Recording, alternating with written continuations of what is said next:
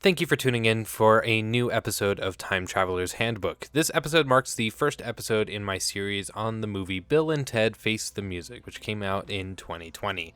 There are a bunch of interesting topics to dive into about time travel that the Bill and Ted franchise does in general. Fortunately, time travel seems to work about the same throughout all of the movies, with the third movie expanding the most into interesting time travel topics to talk about. I may dive into the original movie at some point, but for now, since we're mostly just going over movies and TV shows that came out in 2020, I thought it would be smart to talk about the third movie in the trilogy. Spoilers ahead for Bill and Ted Face the Music. Bill and Ted have a long-established history of time travel, so fortunately the method in which they travel from one time to another is pretty solid, and they don't change it too much in the third movie.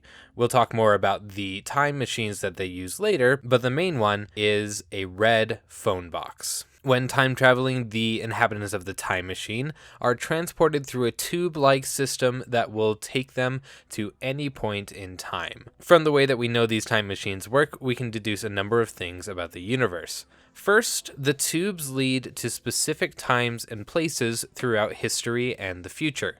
Essentially, there is a phone book in Bill and Ted's time machine that tells them what they need to press on the number pad to get to a specific point in time. Since the book isn't infinitely large, there are a finite number of places they can travel to. Now, that number will probably be very large still. There's a lot that you can fit on a small telephone book page. So most likely you're going to get to where you want to go no matter what, but it's worth noting that they are limited to what they can find in the book.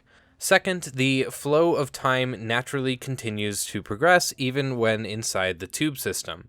We'll go more into details of this another time, but essentially, time travel isn't instantaneous and it takes time to move from one point in time and space to another. The last thing we can deduce follows naturally from the previous point. The specific times and places that you can time travel to shift as time progresses.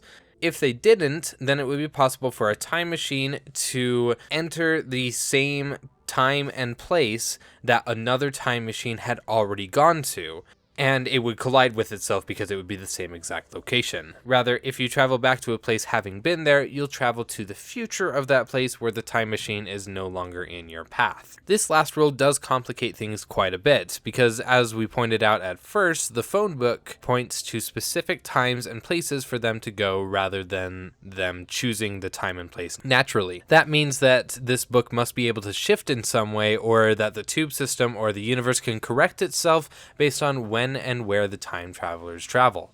If it didn't correct itself, then the times in the phone book would be way off almost all of the time, and it would be extremely difficult to figure out where to go. So we must be able to assume that the universe can correct itself for this and makes it so time travel isn't super difficult. It also begs the question of what happens when you travel to the past of this tube system. Most of the time, if you go back and affect the past, you are making ripple effects or kind of a butterfly effect for things in the future. But we don't see any of that in Bill and Ted.